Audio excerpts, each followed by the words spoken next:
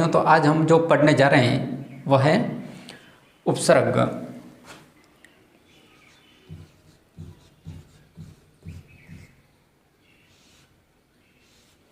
इससे पहले हमने जो परते पढ़े, तो अब देखिए परते जो पढ़े थे, परते यानी पीछे, तो शब्दों के पीछे लग करके वे शब्दांश जो शब्दों के पीछे लग करके उसके अर्थ में क्या कर देते थे, परिवर्तन कर देते। लेकिन जो उपसर्ग है, उपन आगे, तो यहाँ पर देखिए वे शब्दांश जो किसी शब्द के आगे जोड़ करके उसके अर्थ में क्या कर देते हैं, परिवर्तन कर देते हैं। पीछे जुड़ करके जो परिवर्तन करते हैं वह प्रत्यय कहलाते हैं, और वे शब्दांश जो किसी शब्द के आगे जुड़कर उसके अर्थ में क्या कर देते हैं, परिवर्तन कर देते हैं, तो वे क्या कहलाते हैं, उपसर्ग कहलाते हैं। तो परिभाषा देख लीजिए इसकी।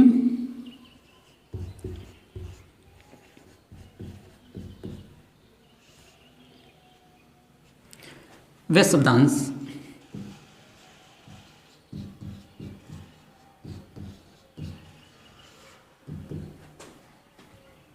जो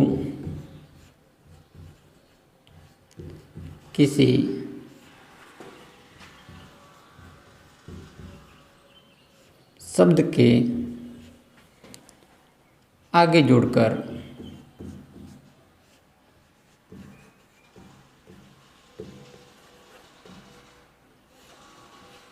उसके अर्थ में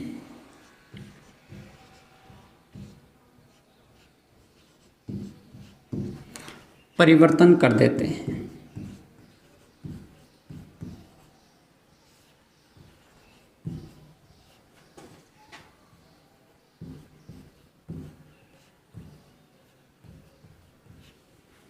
उपसर्ग कहलाते हैं।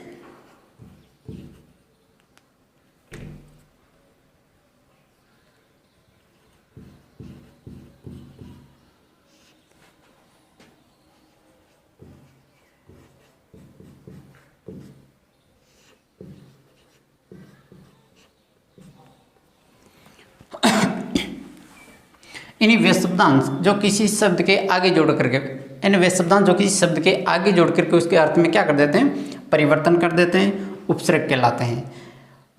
तो देखिए संस्कृत के अंदर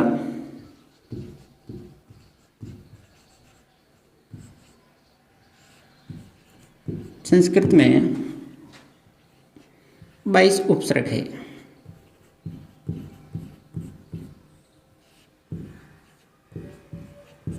कितने उपसर्ग है संस्कृत के अंदर?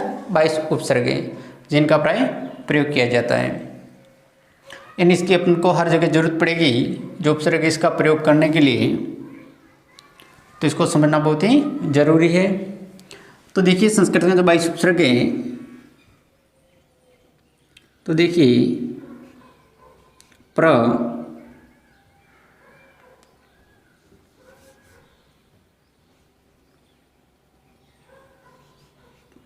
प्र,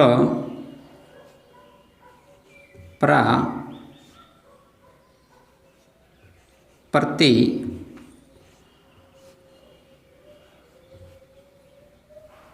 परि,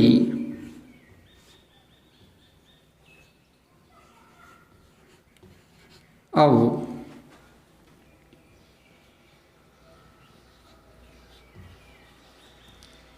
अनु,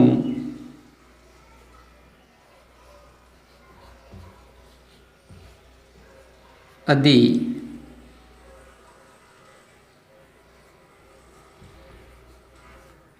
अपि,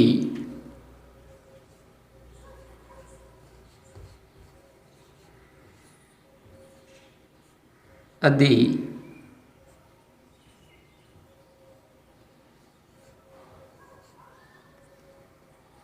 अबि,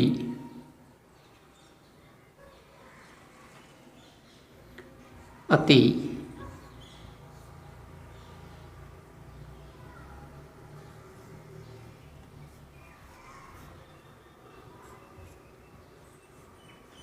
आ,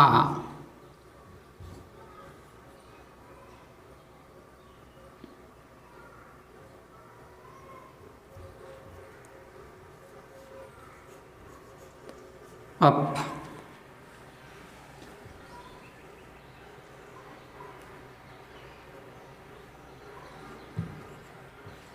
नी,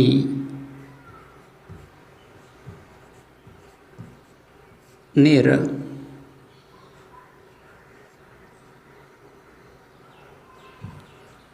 निस,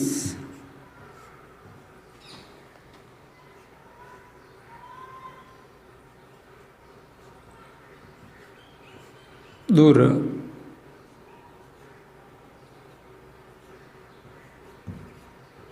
दुस,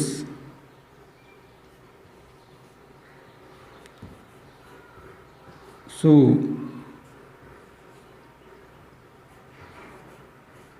वी,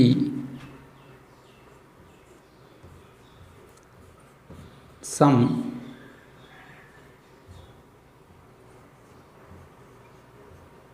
उद,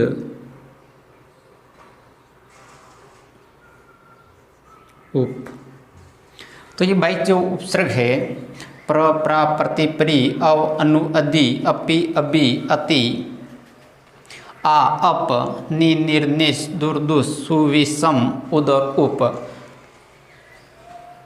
तो ये जुड़ करके यानी जब ये धातुओं के पहले जुड़ेंगे तब जा कर के इनको जो अपन क्या कहेंगे, उपसर्ग कहेंगे। यानी जब तक इनके पीछे धातुएं नहीं लगती है तब ये निपात होकर अवयव बन जाएंगे, यानी ये अवयव शब्द है। अगर इनके धातु जब क्रिया नहीं जुड़ेगी, यानी धातु अगर नहीं जुड़ेगी, धातु से पहले जितने जो 22 उपसर्ग है ये उपसर्ग कब माने जाएंगे, जब ये धातुओं के पहले जुड़ेंगे तब। उससे पहले ये निपात होकर क्या रहेंगे, अवयव शब्द रहेंगे। तो इसको अपन अवयव शब्द भी कह सकते हैं, कब, जब ये धातुओं से पहले नहीं जुड़ेंगे तब। तो धातुओं से पहले नहीं जुड़ेंगे तब क्या होगा, इसका किसको मानेंगे अपन, इसको अवयव शब्द है वो मानेंगे।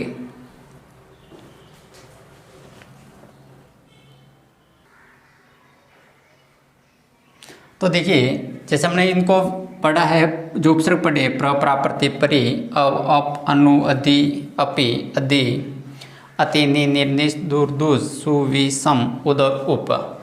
तो हम इनको थोड़ा विस्तार से उसका सामान्य अर्थ जानेंगे कि जो प्र उपसर्ग है उसका सामान्य अर्थ क्या होता है, यानी कि इसको प्रयोग कहाँ करेंगे अपन। जैसे वाक्य आएगा हिंदी में, उसको संस्कृत में बदलने के लिए इसका प्रयोग कहाँ होगा, तो इनका अपन सामान्य अर्थ और उदाहरण के माध्यम से समझेंगे। उससे पहले आपको बता दूं, जैसे उपसर्ग है तो बस शब्द में एक जो शब्द होता है और उसके आगे जुड़ के उसके अर्थ में क्या कर देंगे, परिवर्तन कर देंगे। तो एक का शब्द अपना लेते हैं हार,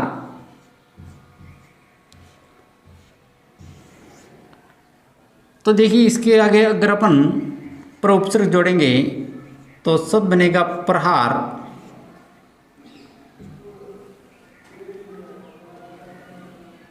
देखिए प्रहार का अर्थ क्या होता है, मारना। और इसके आगे अपन वी उपसर्ग जोड़ देंगे, विहार, तो हो जाएगा घूमना, भ्रमण करना। उपहार, तो देखिए शब्द एक ही है हार, लेकिन अलग अलग उपसर्ग जुड़ने से उसमें क्या आ जाता है, परिवर्तन आ जाता है। तो यहाँ पर जो उपसर्ग है वो शब्द में क्या कर देंगे, उसके अर्थ में परिवर्तन कर देंगे। तो देखिए प्र, जिसका सामान्य अर्थ होता है प्रकृष्ट, अधिक, प्रगत, प्रभवती, जो इसका उदाहरण है बहुत से जो प्र उपसर्ग जोड़ करके जो बनते हैं, जैसे प्रभवती, प्र उपसर्ग है भवती, यानी भू धातु, यानी उत्पन्न होना, निकलना, प्रकट होना। फिर देखिए प्रा, इसका जो अर्थ है सामान्य अर्थ निषेध, विरोध और विपरीत में इसका जो है वो प्रयोग होता है। प्राज्यते, जो इसका विपरीत विजेते, प्राज्यते हारना। प्रति, उसका विपरीत अर्थ होता है, जो सामान्य अर्थ होगा विपरीत, प्रत्येक, परिवर्तन, जैसे प्रत्यवदत, प्रति अवदत, प्रत्यवदत यानी प्रति अवदत। फिर देखिए प्री, जिसका अर्थ होता है नज़दीक, चारों ओर, आसपास, जैसे पर्यावरणम, प्री प्लस आवरणम। तो जो उपसर्ग है तो उसमें संधि कार्य भी होगा, ये भी अपने को ध्यान रखना होगा। और इसके अंदर जो संधि होगी वो अपने को पहले से बता दिया है। य से पहले आधा अक्षर है तो कौन सी संधि होगी, यण संधि। तो परि प्लस आवरणम पर्यावरणम यानी है संधि। फिर देखिए अव जिसका अर्थ होता है नीचे या समझना, अवतरती यानी नीचे तैरता है। फिर देखिए आ तो इसका अर्थ होता है विपरीत या सीमा, जैसे आकंठम। फिर अप जिसका काम न्यूनता या हीनता, जैसे अप्रति। अनु अनु का अर्थ होता है पीछे या अनुगमनम अनुगस्ती यानी पीछे जाता है, यानी अनुगमन करता है या पीछे जाना। अधि प्रधानता या ऊपरी भाव, अधि लगाएंगे जैसे अध्यक्ष, अधिधन अक्ष अध्यक्ष, तो प्रधानता रहती है या ऊपरी भाव। अधिराजते यानी जो सभी पर राज करता है तो उसकी किसी राजा की प्रधानता रहती है यहाँ पर। फिर देखिए अपि जिसका अर्थ होता है छिपाना या ढकना, अपि ददाती। अभी जिसका अर्थ समीप होता है, समक्ष और सामने। अभ्यागत अभिधन आगत अभ्यागत यानी आते हुए यानी सामने। उसके बाद देखिए अति जिसका जो अर्थ होता है सामान्य उत्कर्ष या बहुत। अत्याचार अतिधन आसार अत्याचार यानी बहुत तीसरा होता है तो उसमें। फिर नी तो जिसका सामान्य अर्थ होता है नीचे या निषेध, निपतति यानी नीचे गिरता है। फिर देखिए निर तो मनाही या निषेध अर्थ में इसका प्रयोग होता है। निर और निस का जो प्रयोग होता है सामान्य जो अर्थ होता है उसका होता है मनाही या निषेध के अर्थ में। निर्गस्ती यानी नहीं निकलता है, मनाही निसरती। दूर यानी कठिन या दुष्कर, दूर और दुस जिनका जो सामान्य अर्थ होता है वह कठिन या दुष्कर होता है। दुर्लभ दुष्प्रयोजनम। फिर देखिए सु उचित अच्छा, सुशोभते यानी अच्छा लगना। फिर वी का होगा विशिष्ट या रेद, विजेते यानी विशिष्ट अर्थ जो प्रकट करेगा। समय अच्छा या सुष्टु संपत्ति यानी अच्छा पर्दा है। उद जिसका अर्थ होगा ऊंचा या ऊपर। उड़ेते उड़ेते उड़ते हैं तो कहाँ ऊपर। तो जो सामान्य अर्थ है और उसके अनुसार इनका शब्द प्रयोग होगा, वाक्यों के अंदर भी इनका जो शब्दों का प्रयोग होगा तो उनके अनुसार ही होगा। उप समीप, सोटा या द्वितीय कर्ज उपगस्ती यानी पास जाता है।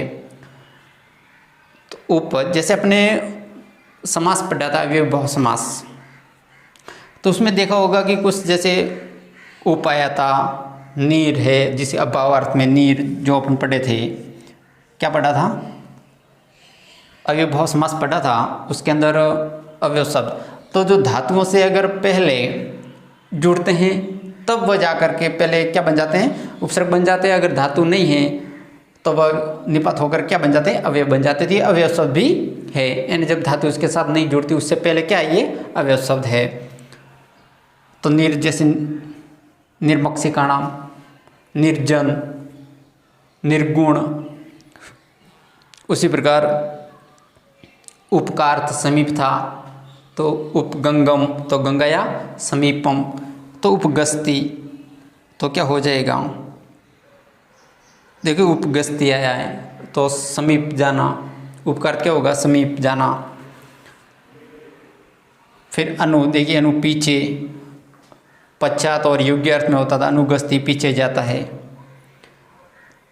और अब इनका जो अपन आगे जो कारक पढ़ने वाले हैं तो ज़्यादातर इसकी जरूरत कारकों में पड़ेगी, यानी कुछ धातु में भी होगी और कुछ जो शब्द रूप होंगे तो वहाँ पर अपने को जो उपसर्ग शब्द है तो इनकी भी जरूरत पड़ेगी।